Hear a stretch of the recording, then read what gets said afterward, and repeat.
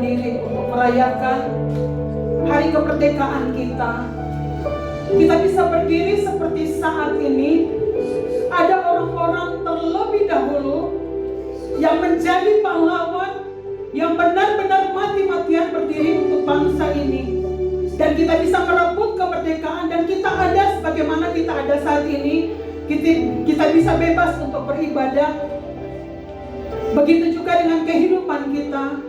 Kalau kita dimerdekakan sebagai anak-anak Tuhan, itu karena pengorbanan Tuhan di atas kayu salib yang memerdekakan kita, memanggil kita keluar dari kegelapan masuk kepada terangnya yang ajaib.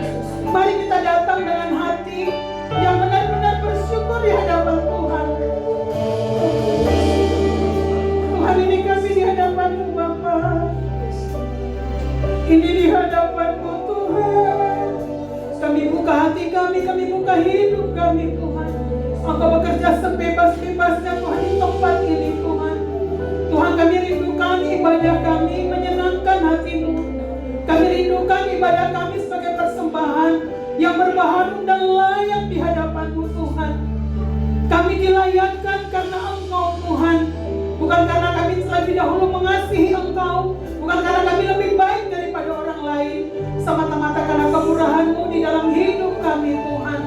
Terima kasih untuk kesempatan, untuk anugerah yang masih Engkau berikan di dalam hidup kami. Bapak, kalau kami mau belajar kebenaran firman-Mu Tuhan pada pagi hari ini, singkapkan Tuhan kebenaran-Mu Tuhan. Biarlah Engkau nyatakan rencana-Mu dan kehendak-Mu Tuhan di dalam kehidupan setiap kami pada pagi hari ini Tuhan.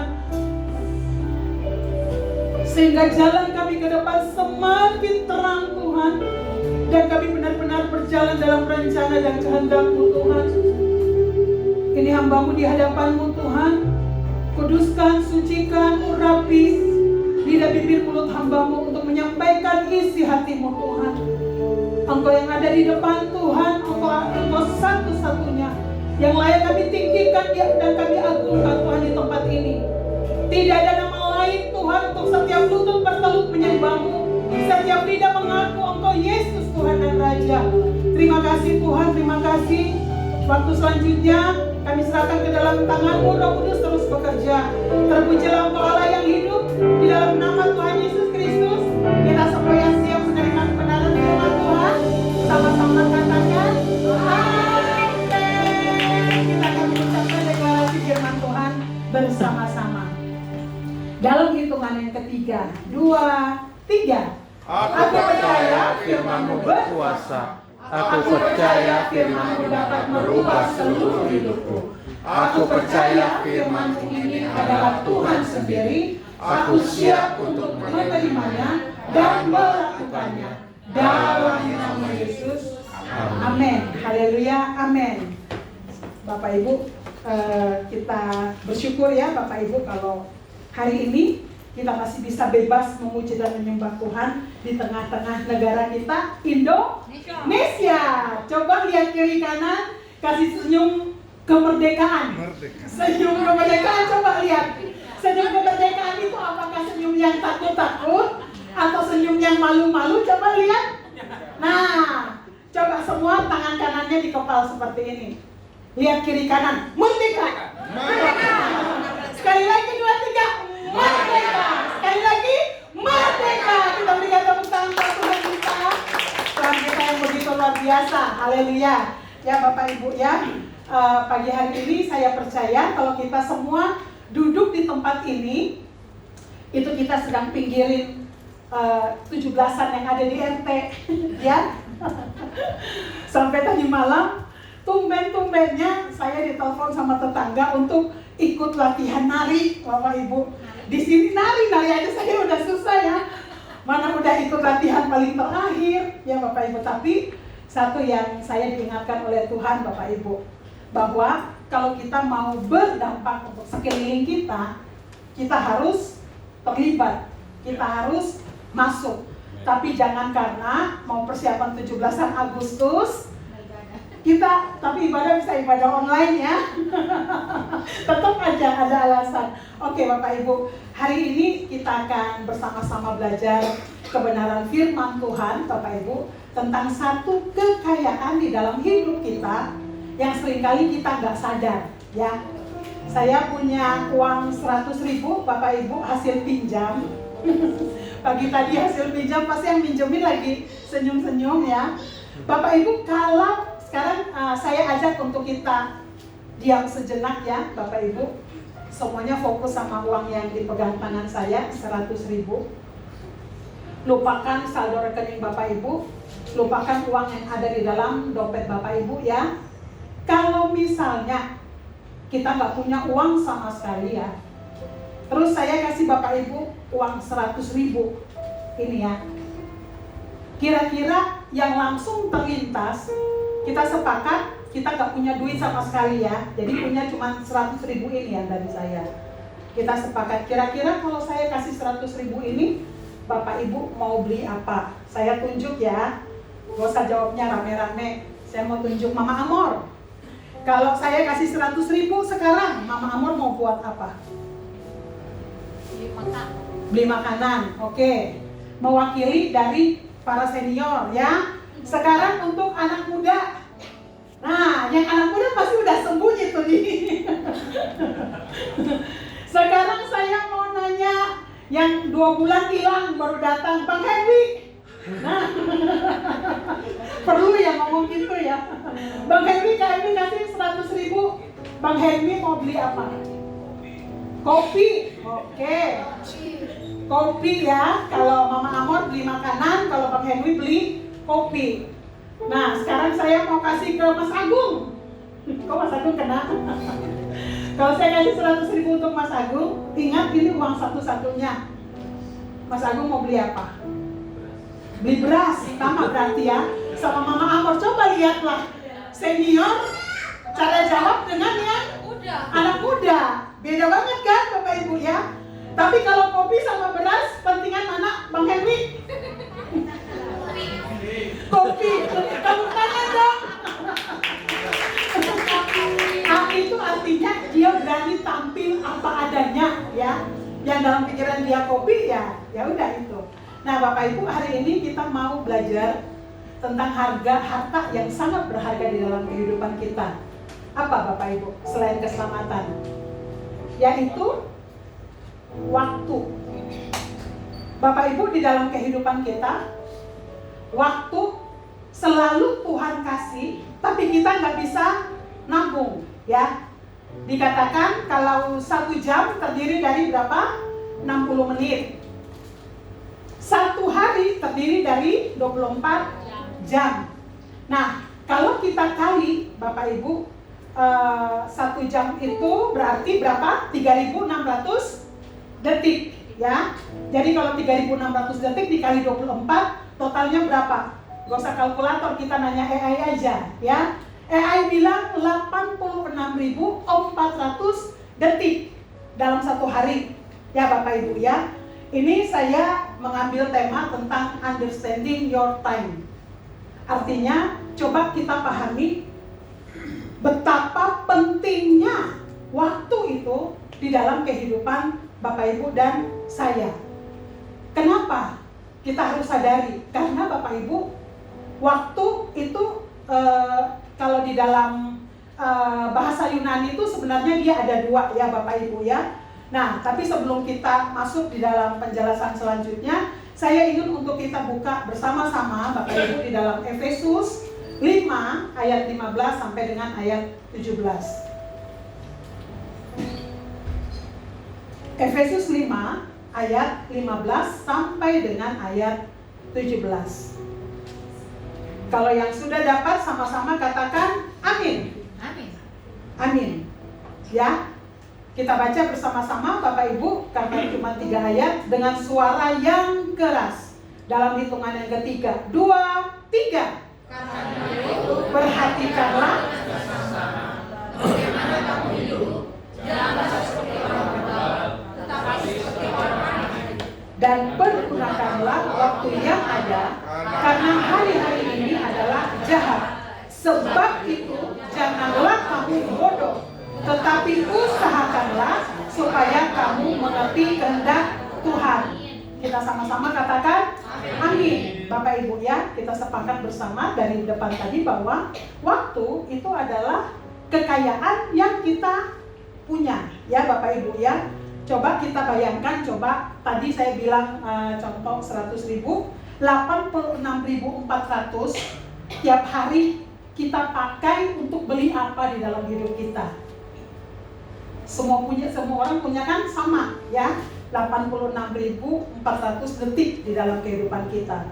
Kalau kita tanya tentang kepentingan, pasti semua kan punya prioritas. Nah, kira-kira di dalam hidup kita, prioritas kita itu seperti apa ya Bapak Ibu ya? Ini nasihat Rasul Paulus kepada jemaat di Efesus, Bapak Ibu, untuk Efesus 5 ini.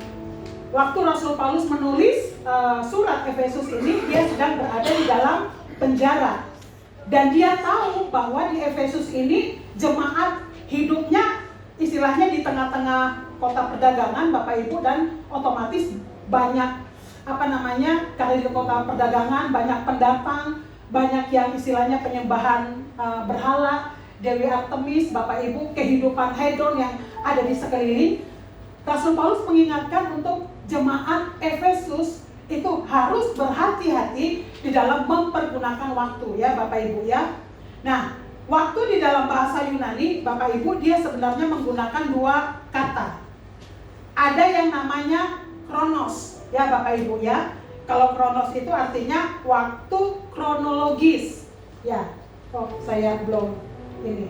Ya, kronos itu artinya waktu kronologis ya, jam, menit, detik. Dan semua kita sebelum Tuhan panggil pulang kita punya kronos ini Bapak Ibu ya. Nah, tapi ada yang kedua, itu namanya kairos. Kairos itu artinya apa Bapak Ibu? Waktu yang tepat, momen, kesempatan ya. Kairos ini Bapak Ibu perbedaannya dengan kronos, karena kronos itu kita selalu punya Bapak Ibu. Tapi kalau kairos itu enggak ya. Perbedaannya kronos selalu ada, sedangkan kairos itu belum tentu ada ya. Bapak Ibu, semua orang punya waktu, itu dia punya hak untuk dia mau pakainya untuk apa Bapak Ibu ya. Nah, kairos itu artinya waktu yang tepat untuk kita lakukan hal seperti apa yang Tuhan mau di dalam hidup kita. Kayak sekarang misalnya kita kairos ya di tempat ini Bapak Ibu, kita datang, kita beribadah, ya kita pakai waktu kita itu untuk kita benar-benar menyembah Tuhan ya Bapak Ibu. Dan Bapak Ibu tahu, untuk beribadah, untuk menyembah Tuhan, saya sebutnya sebagai kairos. Kenapa? Karena banyak orang yang saat ini gak bisa ibadah. Kenapa gak bisa ibadah? Mungkin lagi sakit Bapak Ibu, mungkin saat ini sedang ada di rumah sakit ya. Jadi kita semua di tempat ini memiliki kairos untuk menyembah Tuhan ya Bapak Ibu ya. Nah, saya kemarin bulan Mei kemarin Bapak Ibu, pertengahan Mei saya kembali ke Kupang, saya pulang ke Kupang mendadak. Kenapa saya angkat kebenaran firman Tuhan ini? Karena akhir-akhir ini firman Tuhan ini sangat berbicara di dalam kehidupan saya. Saya pulang karena mendadak kakak saya yang nomor 2 Tuhan panggil pulang. Gak ada yang menyangka bahwa masuk di dalam tahun 2026 kami harus kehilangan kakak. Kakak gak ada sakitnya, kakak lagi sehat-sehat Bapak Ibu. Februari itu dia sempat dilarikan ke rumah sakit itu karena kami sih diagnosa mikirnya mungkin jantung ya Bapak Ibu ya. Tapi dikatakan pencernaan, gangguan pencernaan mah. Terus udah dicek segala macam, jantungnya baik, bagus Bapak Ibu ya. Nah, ternyata waktu akhir April kakak saya kembali lagi masuk ke rumah sakit. Dia masuk ke rumah sakit Bapak Ibu karena kita sering video call itu, keadaannya tuh kayak biasa-biasa. Maksudnya masih bisa ngobrol, masih bisa ketawa, masih bisa biasa Bapak Ibu. Kami nggak menyangka kalau belasan bulan Mei Tuhan panggil pulang Bapak Ibu. Waktu saya di sana, waktu saya lihat kakak saya di dalam peti, saya lihat papa saya Desember besok itu usia 77 tahun ya. Ada satu kesedihan yang luar biasa yang saya alami itu karena kakak saya ini andalan orang tua. papa mama udah tua ya. Mama 67, papa 77.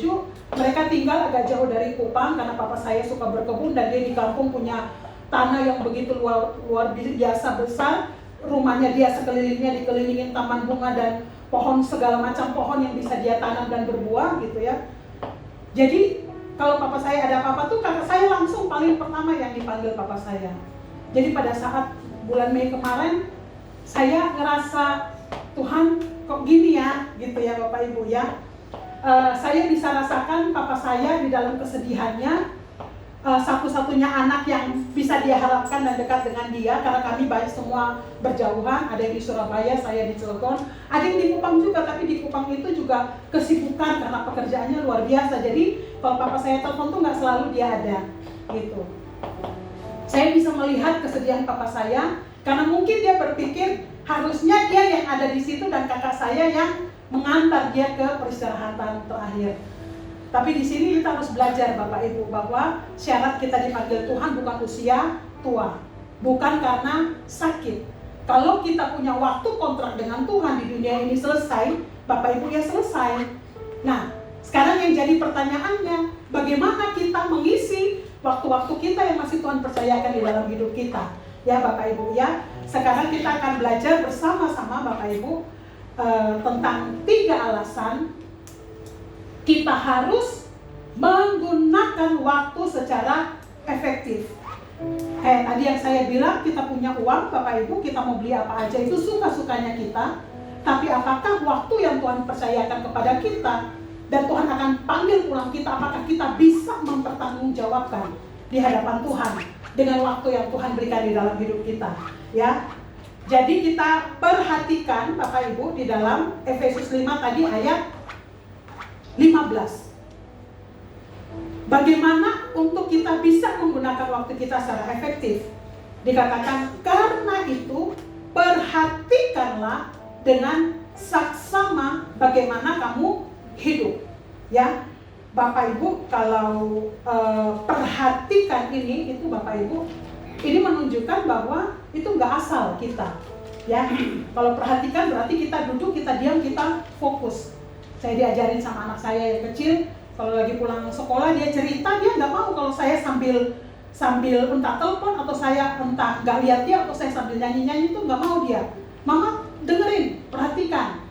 Karena kenapa kita harus perhatikan Bapak Ibu? Kalau kita tidak memperhatikan, biasanya banyak hal yang terlewatkan di dalam kehidupan kita. Saya ingat salah satu kelemahan saya sebenarnya Bapak Ibu, kadang-kadang tuh saya nggak terlalu fokus. Misalnya ada orang lapor A atau informasi A, atau itu saya orangnya kadang-kadang yang ada dalam pikiran saya itu lebih fokus dengan yang di pikiran saya daripada yang disampaikan orang, seperti itu ya Bapak Ibu. Dan karena kurang memperhatikan, akhirnya kadang-kadang banyak kesalahpahaman itu terjadi karena kurang memperhatikan ya Bapak Ibu. Di sini firman Tuhan mengatakan bahwa kita harus perhatikan, kita harus fokus Bapak Ibu ya. Apa yang harus kita perhatikan di dalam kehidupan kita? Kita lihat Bapak Ibu di dalam Mazmur 90 ayat 10 dan ayat 12. Kita akan baca bersama-sama. Mazmur 90 ayat 10 dan ayat 12. Kita baca 2, 3. Masa hidup kami 70 tahun, dan jika kami kuat 80 tahun, dan kebanggaannya adalah kesukaran dan penderitaan, sebab berlalunya buru-buru dan kami melayang lenyap. Nah, ayat 12 dikatakan apa? Ajarlah kami menghitung hari-hari kami sedemikian hingga kami beroleh hati yang bijaksana. Bapak Ibu, kalau kita memperhatikan bagaimana kita hidup, misalnya contoh, kita udah selesai semua aktivitas kita, malam hari coba kita ingat-ingat, hari ini saya lakukan apa aja ya, dari bangun pagi, siang, sore, malam gitu ya. Kira-kira hal penting apa yang sudah saya selesaikan? Ya, itu artinya kita sedang belajar untuk memperhatikan hidup kita. Kenapa Bapak Ibu kita harus perhatikan? Karena dikatakan dalam firman Tuhan bahwa Hidup kita terbatas dan sementara. Dan dikatakan berlalunya itu buruk-buruk. Yang nulis ini Musa, Bapak Ibu. Dan Musa kenapa tulis demikian, Bapak Ibu?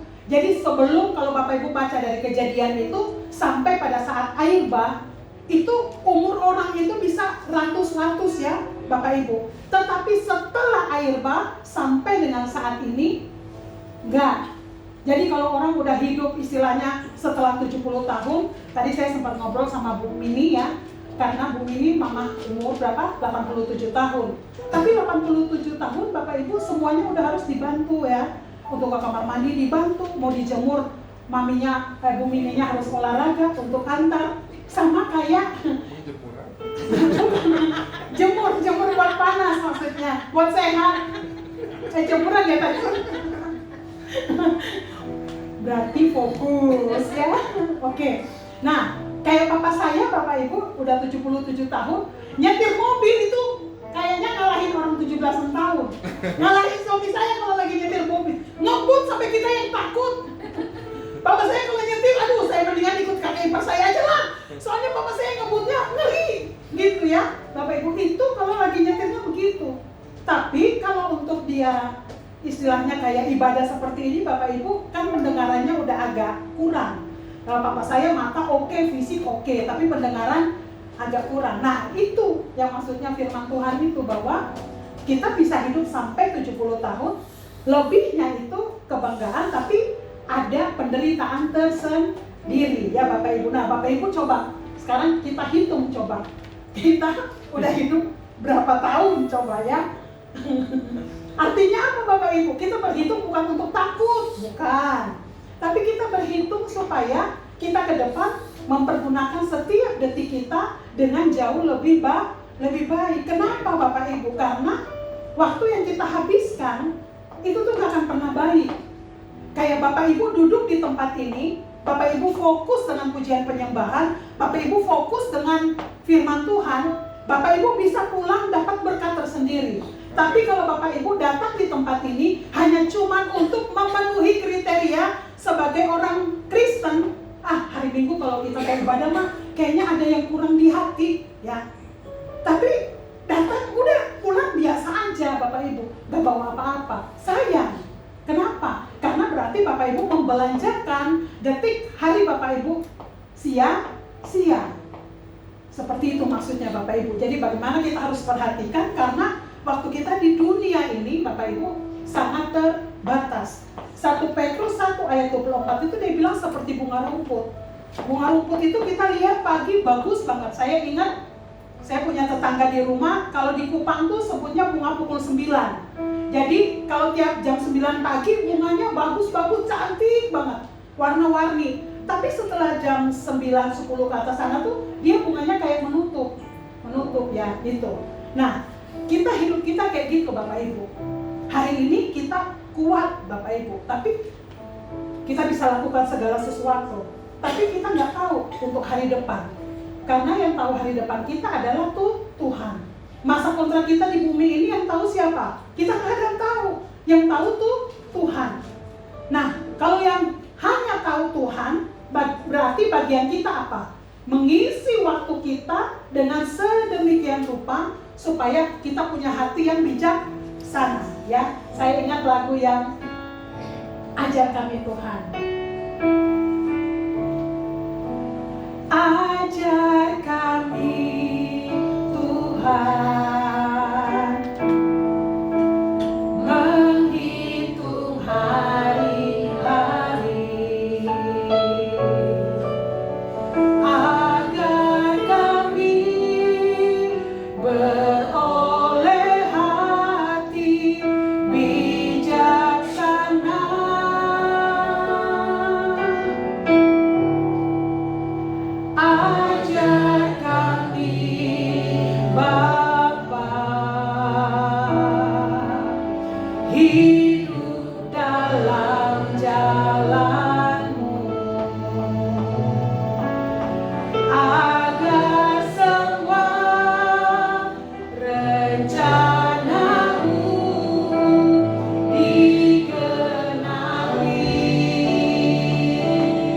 satu dari firman Tuhan ini ya Bapak Ibu ya.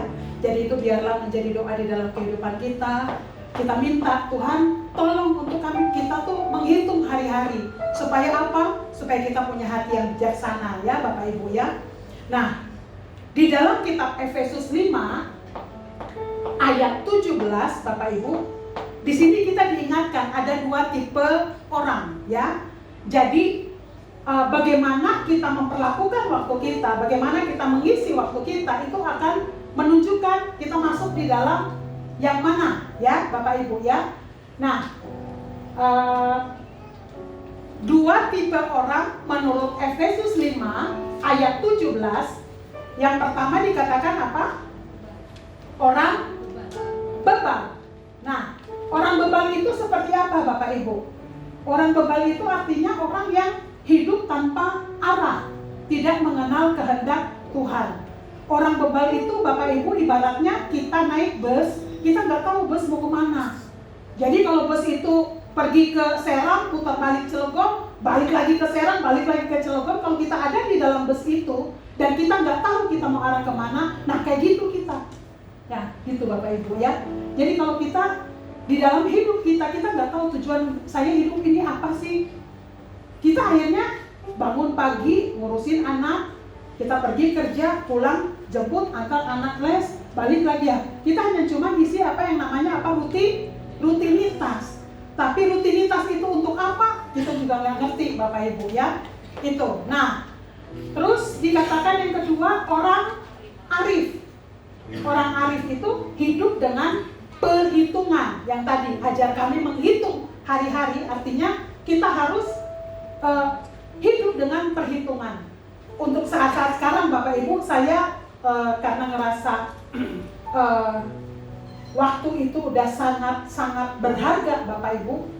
Contoh misalnya saya diajak Bu Emil, nanti kita selesai dari sini, kita ke sini dulu ya. Udahlah santai-santai dulu. Saya lihat dulu Bapak Ibu, kira-kira penting nggak saya ikut untuk yang ngopi-ngopi santai-santai, saya penting nggak? Tapi kalau saya ngerasa, aduh kayaknya nggak bisa nih, saya harus jemput anak saya, ya udah. Artinya apa Bapak Ibu? Saya nggak ke distract karena saya punya tujuan. Ada hal yang plan yang udah saya buat. Kalau saya nggak punya plan untuk hari itu, kita gampang banget untuk ke distract ya Bapak Ibu ya. Kalau misalnya kita bangun pagi, kita nggak tahu nih hari ini harus menyelesaikan apa. Ya udah itu pagi sampai sore kita bisa scroll handphone nggak berhenti Bapak Ibu. Apakah kita seperti itu sekarang? Kita scroll handphone nggak berhenti, duduk nenangga ngobrol nggak jelas dengan tidak ada rasa bersalah di dalam hidup kita. Itu bagaimana kita memperlakukan waktu kita, menunjukkan kita ada di bagian yang mana. Apakah kita orang bebal atau kita orang arif? Ya Bapak Ibu, ini tulisannya agak kecil Bapak Ibu bisa kelihatan secara singkat aja Bapak Ibu ya. Cara hidup orang bebal, hidupnya gak berhati-hati ya Bapak Ibu ya, gak memperhatikan tujuan dia hidup apa. Kalau orang arif berhati-hati, bijaksana dalam setiap melangkah. Untuk kita bijaksana Bapak Ibu tidak terjadi dalam satu hari, itu proses panjang. Mengapa? Kita lihat kalau orang yang semakin senior Bapak Ibu, biasanya dia jauh lebih bijaksana ya gitu. Walaupun mungkin gak semua, tapi rata-rata kalau orang memperhitungkan hidupnya, biasanya dia bijaksana. Kalau orang bebal hidup ngalir tanpa arah ya, gak tahu tujuan hidup. Kalau orang arif hidup sesuai dengan kehendak, mengarahkan ya. Terus kalau pandangan hidup orang bebal itu ya udah orang yang tidak melihat bahaya dan kesempatan, main tabrak aja.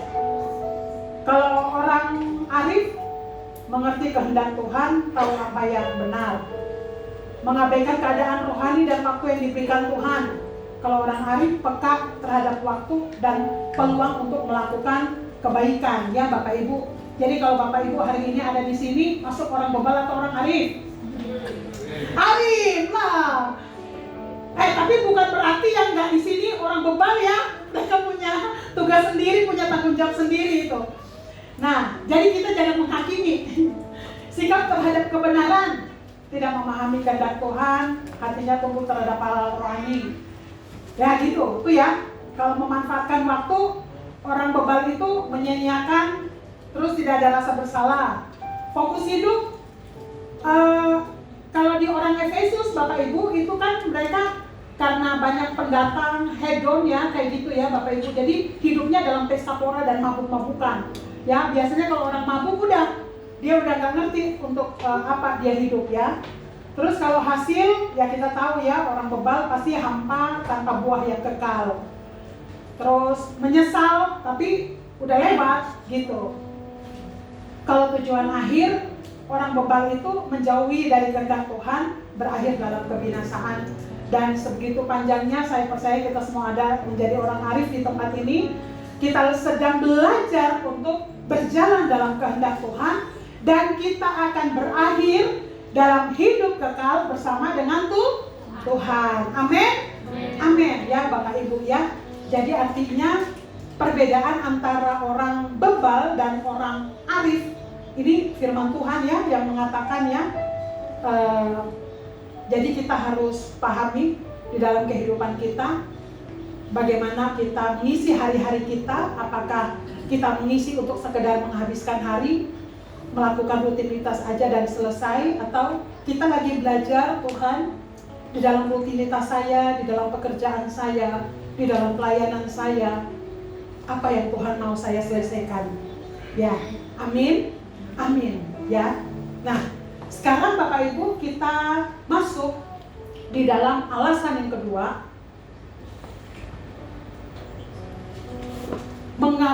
bagaimana kita menggunakan waktu kita secara efektif. Bapak Ibu, itu ada kata-kata yang terlewat ya. Harusnya ada titik-titik, dan titik-titik itu diisi dengan pergunakan waktu yang ada, karena hari-hari ini adalah jahat. Bapak Ibu, kalau di dalam pergunakan, itu di dalam bahasa Yunaninya itu dia tulis itu exagorasomenoi. Artinya itu Bapak Ibu bukan pergunakan biasa, tetapi menebus waktu. Bapak Ibu, kalau kita bilang menebus, kira-kira itu sesuatu yang berharga atau enggak? Berharga banget. Bapak Ibu, kita karena kita sangat berharga di mata Tuhan, makanya Tuhan mati di atas kayu salib untuk menebus hidup kita. Kita bisa kebayang Bapak Ibu, misalnya kita butuh dana, kita punya barang yang sangat kita sayang, kita masukin ke tempat solusi cepat tanpa masalah. Tahu? Jangan pinjol guys, jangan. Pinjol itu bahaya. Misalnya kita masukin barang yang kita sayang, barang yang sangat berharga karena mungkin kita butuh dana cepat, kita masukin ke pegadaian misalnya. Bapak Ibu, karena barang itu berharga, kira-kira kita akan biarkan dia terlepas sampai dilelang? Tentunya tidak. Ya Bapak Ibu. Jadi artinya waktu kita juga sama. Dikatakan Rasul Paulus itu pergunakan, kalau dari arti dari bahasa Yunaninya yang exagorasomenoi ini artinya tebus. Kita harus tebus waktu kita harus bayar untuk waktu itu benar-benar bisa digunakan dengan baik ya Bapak Ibu ya. Nah, makna waktu itu ini dalam tanda kutip itu seperti medan perang ya Bapak Ibu ya, karena di atas dia katakan apa? Karena hari-hari ini adalah jahat. Kita sekarang Bapak Ibu, kalau kita tanpa kita sadar ya Bapak Ibu, kayak di media-media sosial, orang dengan mudahnya upload berita Bapak Ibu. Kalau kita nggak punya filter. Kalau kita nggak punya filter di dalam hidup kita Bapak Ibu, bahaya. Bahkan sekarang kebenaran pun awalnya terlihat benar Bapak Ibu, tapi di bawah-bawahnya itu sebenarnya dia sedang menggiring kita untuk punya pola pikir yang salah. Itu kita harus hati-hati Bapak Ibu ya. Jadi artinya untuk saat-saat sekarang Bapak Ibu dengan kecanggihan teknologi yang luar biasa, itu sangat memudahkan kita untuk kita ke distract dari tujuan kita. Contoh Bapak Ibu, kita misalnya baca Alkitab ya, suka membaca Alkitab kan kita harus pakai handphone. Ya lagi baca-baca kaget ada Shopee. Nah. Dan Shopee itu biasanya dia tuh iklan barang-barang yang sering kita cari. Dia iklan barang-barang yang kita pernah klik ya Bapak Ibu. Jadi artinya dia itu gak sekedar iklan gitu aja, tapi iklan yang bisa narik perhatian kita dalam hidup kita Bapak Ibu ya. Jadi kalau kita gak benar-benar pokoknya saya bangun 1 jam pertama gak boleh ke distract sama media berita apapun. Pokoknya saya harus benar-benar baca firman. Kalau kita gak punya komitmen, kita gak punya tujuan itu Bapak Ibu, termasuk saya, ini karena saya alami Bapak Ibu, jadi saya angkat ini. Gampang banget kita ya Bapak Ibu ya. Jadi hari-hari ini Bapak Ibu, iblis itu gak datang dengan wajah yang menyeramkan gitu ya, yang baju putih panjang, matanya tajam, enggak kayak gitu. Iblis datang dengan cara apa? Iblis datang dengan cara cantik ya. Hal-hal yang kita lihat kayaknya biasa, tapi ternyata ujungnya maut ya. Oke, itu. Jadi Bapak Ibu, makna waktu kita harus sadar bahwa kita hidup di dalam peperangan. Kita buka Bapak Ibu di dalam Efesus 6 ayat 10 sampai dengan ayat 12. Karena kita hidup dalam medan perang, biasanya kita harus apain Bapak Ibu? Berjaga-jaga Bapak Ibu ya. Bentar, Efesus 6.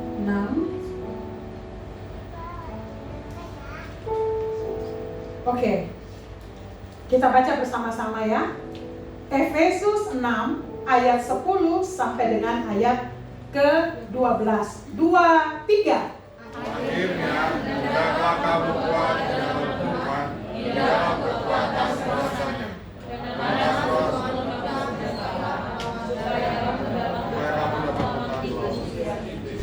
karena perjuangan kita bukanlah melawan darah dan daging, tetapi melawan pemerintah-pemerintah, melawan penguasa-penguasa, melawan penghulu-penghulu dunia yang gelap ini, melawan roh-roh jahat di udara. Ya Bapak Ibu ya. Artinya Bapak Ibu, musuh kita yang sesungguhnya itu bukan tetangga kita, bukan orang tua kita yang mungkin kita berselisih paham Bapak Ibu, tetapi musuh kita yaitu cara-cara kerja dari iblis ya Bapak Ibu ya. Dan ini Bapak Ibu karena dikatakan bahwa pergunakan waktu yang ada karena hari-hari ini adalah jahat Bapak Ibu. Artinya apa?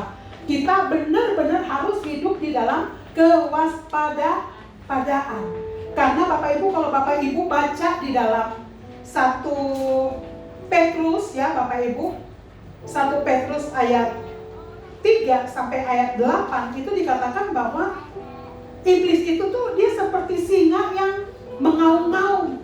Dia jalan keliling Bapak Ibu, dan dia menelan siapa yang dapat ditelan Bapak Ibu. Kalau kita nggak waspada, kita nggak berjaga-jaga, kita sangat mudah, kita sangat gampang Bapak Ibu untuk ditelan oleh iblis dengan seperti keadaan sekarang ini ya Bapak Ibu ya.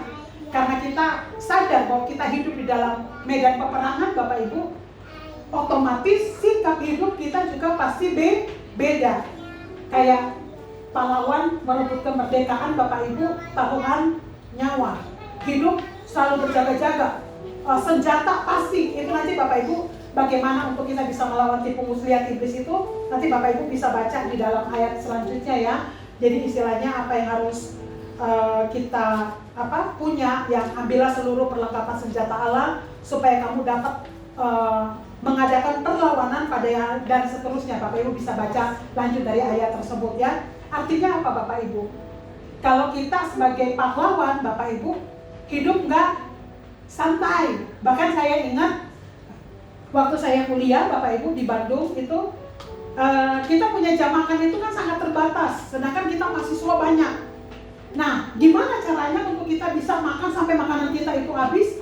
Pada saat bel bunyi makan, semua lari ke dapur, turunin semua makanan, makan bel bunyi lagi kita udah selesai. Waktunya gak lama Bapak Ibu. Waktunya paling lama itu cuma 40 menit. Jadi kalau kita terlambat saat lampu dimatikan, kita masih pegang piring makan kita, itu kita kena hukuman. Berarti kurang lebih sekitar 3 hari itu kita nggak boleh ambil makan. Nah Bapak Ibu bayangin kita hidup di asrama, keluar nggak boleh ya. Terus kalau kita nggak, istilahnya kita kedapatan kita makan nggak sesuai aturan dan kita kena sanksinya untuk nggak dapat makan 3 hari, gimana itu ceritanya Bapak Ibu? Lapar pasti ya. Jangan deh. Nah, karena kita biar sesuai aturan Bapak Ibu, tapi itu kita diajarkan untuk kedisiplinan. Bagaimana kita harus menghargai waktu. Jadi istilahnya Bapak Ibu, itu kita yang orang kuliah. Bagaimana orang yang di dalam medan peperangan Bapak Ibu. Mereka pasti juga makan waktu nyuri-nyuri, yang penting gimana untuk ada yang bisa masuk. Artinya seperti itu Bapak Ibu di dalam hidup kita. Karena kita hidup di dalam peperangan, berarti kita hidup nggak bisa santai ya. Matius, bagaimana kita bisa hidup sesuai dengan harus berjaga-jaga? Matius 26 ayat 40 itu dikatakan kita harus berjaga-jaga dan berdoa. Berjaga-jaga dan berdoa Bapak Ibu, ini Matius 26 ayat 40 menceritakan tentang murid-murid Tuhan Yesus waktu di Taman Getsemani, karena mereka tidur Bapak Ibu, mereka gak berjaga-jaga. Akhirnya kita bisa tahu endingnya ya. Pada saat datang pencobaan, Petrus yang udah Tuhan, orang lain ninggalin Tuhan, saya tetap sekali Yesus, tetap Yesus. Tuhan bilang, ayam nanti belum berkokok, kamu udah nipu saya 3 kali. Bapak Ibu, kalau kita tidak berjaga-jaga, kita tidak berdoa, sekuat apapun iman kita Bapak Ibu, kita gampang sekali untuk bisa ketipu. Kita gampang sekali untuk bisa ke-distract dari apa yang Tuhan mau kerjakan di dalam kehidupan kita. Ya, nah ada 3 pencuri waktu Bapak Ibu di dalam kehidupan kita. Ini saya saat merenungkan ayat ini, ada 3 pencuri waktu di dalam kehidupan kita yang harus kita sadar ya Bapak Ibu ya. Ini kita belajar dari tokoh Alkitab. Bapak Ibu bisa tambah di samping kekosongan Daud, Bapak Ibu tulis ayat Alkitab 2 Samuel 11 sampai 2 Samuel 12. Tapi kita mau baca hanya ayat 1 sampai dengan ayat 4. 2 Samuel 11 ayat 1 sampai dengan ayat 4 saya bacakan, Bapak Ibu dengar ya. Daud dan Batseba, ini judul perikopnya. Pada pergantian tahun, pada waktu raja-raja biasanya maju berperang, maka Daud menyuruh Yoab maju beserta orang-orangnya dan seluruh orang Israel. Mereka memusnahkan Bani Amon dan mengepung kota Raba, sedang Daud sendiri tinggal di Yerusalem. Dia nggak ikut perang ya. Sekali peristiwa pada waktu petang, ketika Daud bangun dari tempat pembaringannya, lalu berjalan-jalan di atas soto istana, tampak kepadanya dari atas soto itu seorang perempuan sedang mandi. Perempuan itu sangat elok rupanya. Siapa namanya Bapak Ibu? Batseba.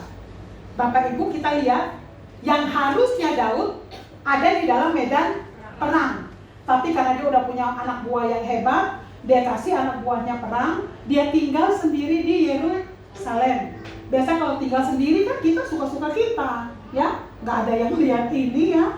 Kita mau tidur ya terserah, kita mau makan Indomie bergarus-garus terserah.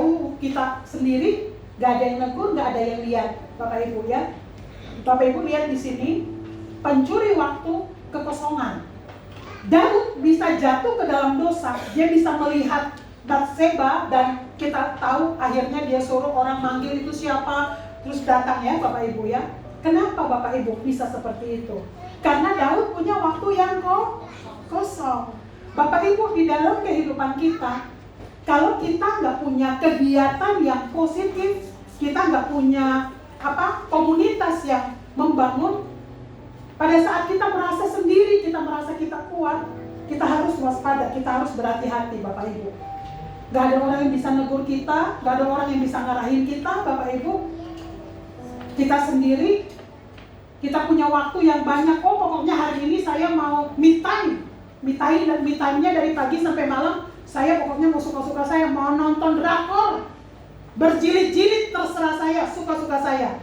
Nanti udah nonton drakor, lanjut. Kok suami saya gak kayak gitu ya, gak perhatian kayak gitu, gak romantis kayak gitu. Nah, mulai nuntut suami harus romantis kayak drakor. Suami kasihan banget pulang keringat-keringat, gak diperhatiin. Makanya karena kita asik gitu nonton drakor. Untung saya gak suka drakor, guys. Artinya apa Bapak Ibu? Bagaimana kita mengisi waktu kita, kekosongan kita itu akan membuat kita bisa jatuh. Kita lihat Shopee, lihat segala macam, ada baju-baju yang bagus, tapi kita duit nggak punya. Bukan nggak punya sih, ada, tapi bisa untuk kepentingan yang lebih lain ya. Bisa aja uang sekolah anak kita jadi pakai buat beli baju. Jadi artinya kita gampang jatuh pada saat kita punya kekosongan waktu, seperti Daud, Bapak Ibu ya. Jadi artinya Bapak Ibu di dalam kehidupan kita, kenapa bisa punya kekosongan waktu Bapak Ibu? Karena kita nggak tahu hari ini harus ngapain, tujuannya mau untuk apa, seperti itu ya Bapak Ibu ya. Itu ya untuk Daud. Jadi kekosongan itu bisa buat kita jatuh di dalam dosa. Yang kedua Bapak Ibu, kita lihat dari tokoh yang namanya Salomo. Itu Bapak Ibu tulis di sampingnya 2 Raja-Raja 11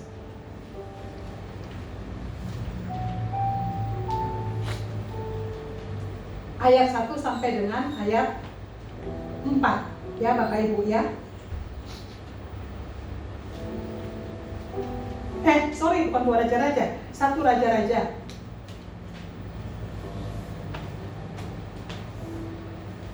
1 Raja-Raja ya Bapak Ibu ya. Nah,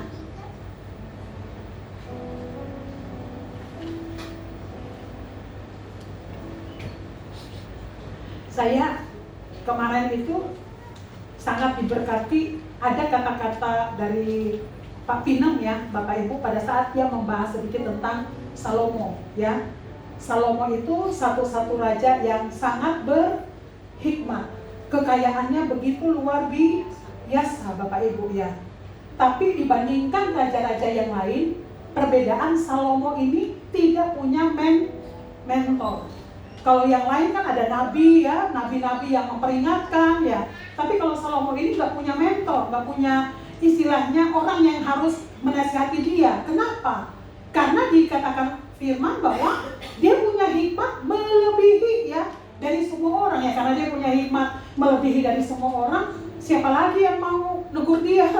Gitu ya. Nah seperti itu Bapak Ibu. Jadi kita Bapak Ibu kita nggak usah baca ayatnya, tapi di sini kita harus berhati-hati pada saat kita udah merasa kita itu oke. Dari sisi rohani, wah saya mah kalau bisa 24 jam berdoa mah ayo. Kalau bisa 7 hari tiap hari saya pelayanan mah ayo. Kadang-kadang kita tanpa sadar kita punya kesombongan rohani. Makanya saya secara pribadi sangat bersyukur kalau kadang-kadang Tuhan menunjukkan sisi kelemahan kita.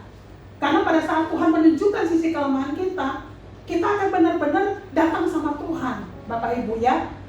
Kalau kita merasa selalu paling oke, pemberi ide paling bagus, dia mah paling, misalnya seperti itu bahaya Bapak Ibu dalam hidup kita.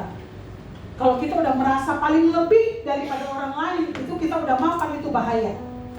Contoh Bapak Ibu di dalam kehidupan kita dalam melayani Tuhan. Misalnya kita pertama mungkin WL, kita pertama mungkin singer, kita pertama mungkin main musik, kita mungkin pertama untuk nyampein firman. Kita doa benar-benar, bahkan mungkin doa puasa 1 minggu full untuk pelayanan kita.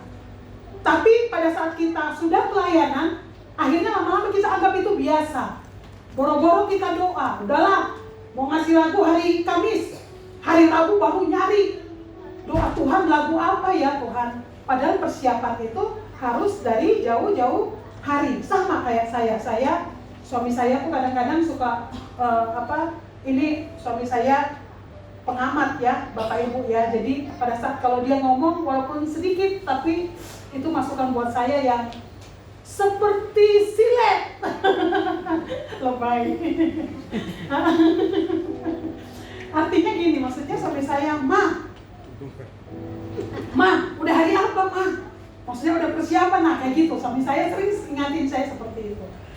Jadi artinya apa Bapak Ibu? Istilahnya kita membutuhkan Tuhan itu setiap waktu, setiap saat. Amin. Tapi kalau kita merasa, kok Sony jago banget ini main musiknya, lagunya kecil, bahaya Bapak Ibu. Sorry ya kok, kesebut aja. Artinya maksudnya gini, dan skill kita udah ngerasa hebat, akhirnya kita lupa untuk melibatkan Tuhan, bahaya termasuk saya, ya. Nah, terus yang ketiga Bapak Ibu, kita kurang waspada atau kita terkecoh. Ini teladannya dari Ayub ya Bapak Ibu, ya ini teladan. Jadi Ayub itu tidak menunjukkan sisi kelemahan. Ayub kita tahu, kalau sekarang kita sedang membaca SMA, Ayub itu istilahnya kita tahu ya, iblis datang itu tuh, Tuhan tuh bilang, kamu udah lihat hambaku? Ya, hambaku istilahnya Tuhan dapatin dia paling setia, cinta Tuhan benar-benar. Tapi iblis bilang, coba Tuhan kasih penderitaan, apakah dia masih tetap? Sampai di dalam waktu yang bersamaan Bapak Ibu dia kehilangan anak, kehilangan semua harta, bahkan dia kena penyakit yang istrinya udah bilang, udah kutukin aja lah Allahmu itu, ngapain? Badannya udah borok. Bayangin orang terdekatnya yang paling dia kasihi dia ngomong seperti itu. Tamat lah riwayat Bapak Ibu ya. Kayak misalnya suami saya, udah mah gak usah pelayanan kamu sama aja. Contoh misalnya, itu bisa buat saya tertekan seumur hidup.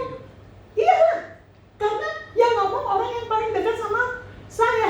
Kenapa yang di belakang senyum-senyum? Pengalaman ya. Jadi maksudnya seperti itu Bapak Ibu. Artinya orang terdekat yang paling kita sayang, yang paling istilahnya jadi andalan, ngomong seperti itu kan paling sangat melemahkan. Tapi Bapak Ibu, walaupun ada saat dimana, tapi itu manusiawi ya, kalau kita baca dalam, dia bilang, Tuhan kenapa aku harus alamin ini, kan aku udah begini gitu sama Tuhan. Tapi kita lihat Bapak Ibu, sampai di akhir kita ada dapat satu kalimat Ayub yang begitu luar biasa, yang dikatakan, Tuhan selama ini aku hanya mendengar tentang Engkau, tapi dengan penderitaan yang dia alami, akhirnya dia mengenal Tuhan sungguh-sungguh. Ending ceritanya Bapak Ibu happy ending, karena Tuhan mengembalikan semua yang hilang dari hidupnya itu apa? Double ya. Jadi itu kita melihat Bapak Ibu, harus kita waspada dalam hidup kita. Kadang-kadang ada hal-hal yang gak enak terjadi dalam hidup kita bisa nyalahin Tuhan tanpa kita sadar. Bapak Ibu, saat kita menyalahkan Tuhan, kita merasa bahwa Tuhan tidak adil terhadap kita, itulah iblis akan mengambil porsi terbanyak dalam hidup kita, mengecokkan kita. Ngapain lu pelayanan? Toh, pergumulan juga Tuhan belum jawab. Ngapain lu pelayanan? Ngapain lu memberi? Makan aja juga susah. Tanpa kita sadar, iblis bisa menarik kita untuk kita tidak melakukan kebenaran, Bapak Ibu ya. Itulah tadi yang dikatakan di atas, kita harus Bapak Ibu, pergunakan waktu yang ada, karena hari-hari ini adalah jahat ya. Jadi kita harus waspada ya Bapak Ibu ya. Yang ketiga Bapak Ibu, poin yang terakhir, itu di depan tuh harusnya ada titik-titik, Bapak Ibu harus tambahkan, usahakanlah mengerti kehendak Tuhan. Bapak Ibu, kata usahakanlah artinya apa? Kata kerja. Usahakanlah artinya kita harus berusaha. Kita harus melampaui dari yang biasanya. Karena dikatakan usahakanlah. Usahakanlah Bapak Ibu artinya untuk kita bisa mengerti kehendak Tuhan, kita harus berusaha mencari dengan sungguh-sungguh. Tuhan bilang apa? Kita cari, kita akan temukan. pintu kita ketuk, pintu akan dibukakan, ya Bapak Ibu ya. Jadi artinya Bapak Ibu ada bagian kita yang harus kita lakukan untuk kita mengerti kehendak Tuhan ya di dalam kehidupan kita. Bapak Ibu coba kita harus sadar bahwa kita dilahirkan itu dengan tujuan untuk apa Bapak Ibu? Memuliakan Tuhan. Kita buka di dalam Efesus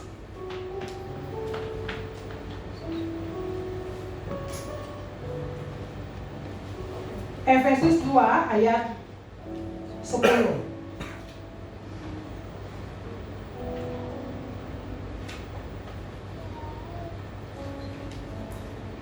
Efesus 2 ayat 10. Yang udah dapat katakan amin. Amin Bang Henry, amin. Efesus 2 ayat 10 kita baca bersama-sama. 2, 3. Karena ini diciptakan dalam Kristus Yesus untuk melakukan pekerjaan baik yang dipersiapkan Allah sebelumnya. Dia mau supaya kita hidup dari dalamnya. Bapak Ibu, saya tiba-tiba tadi pagi Tuhan ingatkan saya tentang kita sebagai gereja Tuhan ya Bapak Ibu ya.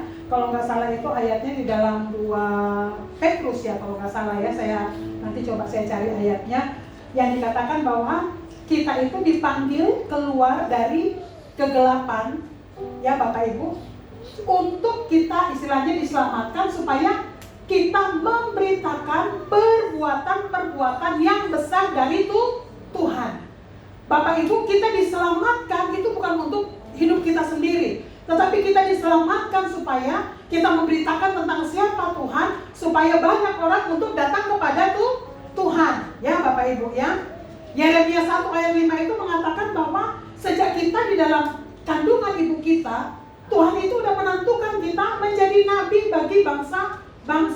Nabi, Bapak Ibu kita garis bawahi, nabi itu biasa menyampaikan tentang apa pesan Tuhan. Hidup kita itu Tuhan punya tujuan masing-masing dalam hidup kita ya. Bapak Ibu saya ingat untuk Yusuf Bapak Ibu pada saat Tuhan memberikan dia visi dan visinya tergenapi 13 tahun kemudian, kata-kata di dalam Kejadian 50 yang sangat menggugah hati saya kalau baca bisa termehek-mehek. Pada saat saudara-saudaranya ketakutan akan membalas, mereka takut karena Yusuf, karena Yakub udah meninggal, takut Yusuf jahat terhadap mereka. Yang Yusuf jawab apa Bapak Ibu? Kalian menjual saya, kalian mereka-rekakan yang jahat.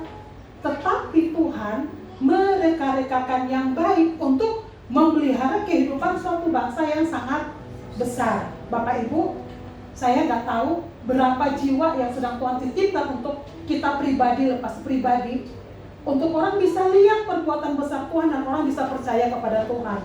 Mungkin ada yang kapasitas 5, 10, bahkan mungkin 100, bahkan ribuan, tergantung respon kita terhadap Tuhan Bapak Ibu ya.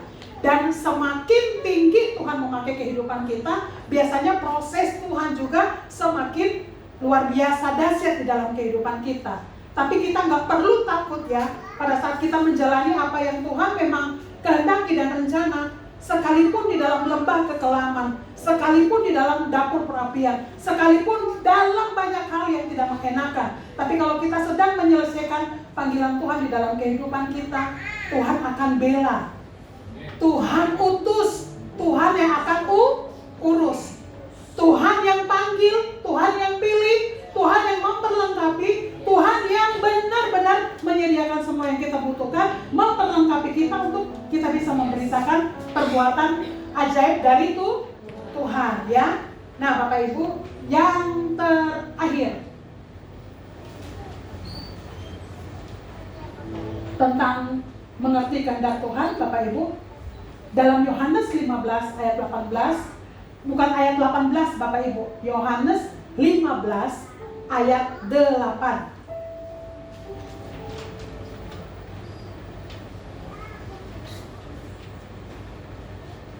Yohanes 15 ayat 8 dikatakan, dalam hal inilah Bapakku dipermuliakan. Yaitu kapan Bapak Ibu? yaitu jika kamu berbuah banyak dan dengan demikian kamu adalah murid-muridku. Berbuah banyak artinya apa? Berbuah banyak itu artinya kehidupan kita menjadi berkat untuk banyak orang, ya. Jadi apapun Bapak Ibu yang saat ini sedang Tuhan kerjakan di dalam kehidupan kita, tanamkan di dalam hati bahwa ada kekayaan luar biasa yang Tuhan percayakan di dalam hidup kita, yaitu waktu. Tapi kita harus sadar sesadar-sadarnya kita bisa menjadi orang arif atau kita bisa menjadi orang bebal, bagaimana kita memperlakukan waktu kita, Bapak Ibu, ya. Jadi kita harus belajar perhatikan bagaimana kita mengisi waktu kita, karena waktu kita terbatas. Dan kita harus menggunakan waktu kita karena hari-hari ini adalah jahat. Kita hidup di dalam peperangan. Dan kita harus mengusahakan untuk mengerti kehendak Tuhan, Bapak Ibu, karena kita dimuridkan supaya kita bisa memuridkan. Kita diselamatkan supaya melalui hidup kita orang lain juga bisa diselamatkan. Saya percaya setiap kita di tempat ini, Tuhan memberikan kapasitas kepada kita untuk berbuah banyak, berbuah lebat. Nama Tuhan dipuji dan dipermuliakan. Amin. Saya undang untuk kita bangkit berdiri.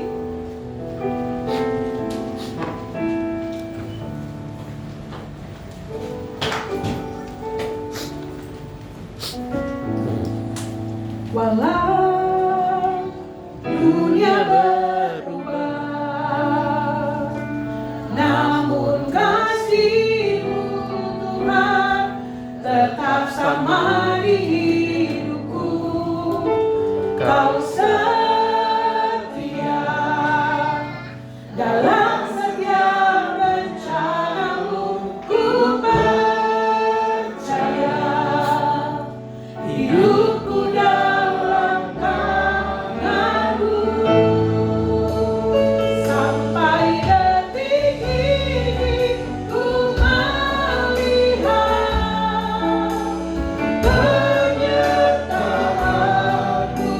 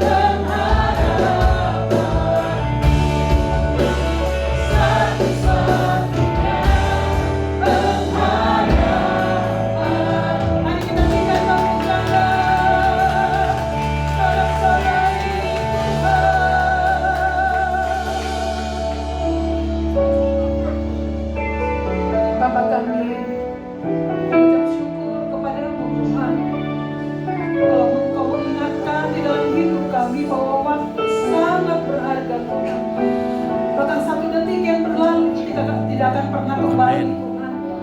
Ajar kami untuk kami benar-benar menjadi orang arif Tuhan di hadapan-Mu. Kami menghitung hari-hari kami sedemikian rupa Tuhan, sehingga kami beroleh hati yang bijaksana. Bapa, terima kasih untuk kemurahan-Mu, untuk waktu yang masih Engkau percayakan di dalam kehidupan kami. Terima kasih buat kesehatan, kekuatan Tuhan. Kalau kami masih bisa melangkah sampai di tempat ini Tuhan. Kalau hari ini Engkau berbicara Tuhan tentang waktu-Mu di dalam kehidupan kami. Waktu-Mu ada batasan di dalam hidup kami. Waktu yang Tuhan percayakan harus kami bertanggungjawabkan di dalam hidup kami. Pimpin kami, tuntun kami ya Roh Kudus. Ingatkan kami untuk kami benar-benar menghargai anugerah-Mu Tuhan di dalam hidup kami Tuhan. Terima kasih Tuhan, setiap kami yang datang dalam segala pergumulan, dalam segala permasalahan, kami percaya kami pulang dengan kekuatan dan kemenangan yang daripada Engkau Tuhan. Kami percaya kebenaran firman-Mu Tuhan yang memimpin, menuntun kami, lebih menerangi jalan-jalan kami yang hari-hari ini Tuhan. Mungkin kami mengalami buntu di dalam hidup kami. Biarlah Tuhan anugerah-Mu, kebenaran-Mu Tuhan membuat kami melihat jalan-jalan-Mu yang sudah Kau siapkan dan sediakan dalam kehidupan kami Tuhan. Terima kasih Tuhan, terima kasih. Terima kasih untuk setiap kami anak-anak-Mu yang Kau berikan kepada kami privilege untuk melayani Engkau Tuhan. Terus urapi kami, terus kami bawa hidup kami di hadapan-Mu Tuhan, terus kudus dan berkenan Tuhan di hadapan-Mu Bapa. Terima kasih Tuhan, kami mau pulang pada siang hari ini. Kami siap menerima berkat yang terbaik yang daripada Engkau Tuhan. Pulanglah Bapak Ibu, saudara-saudari yang terkasih di dalam Tuhan dengan berkat yang terbaik daripada Allah Bapa, penyertaan Tuhan Yesus Kristus dan persekutuan dengan Allah Roh Kudus memimpin menuntun seluruh hidup kita, dan kita lebih daripada pemenang dalam kehidupan ini. Terpujilah Tuhan, di dalam nama Tuhan Yesus Kristus kita semua sama-sama menerima berkat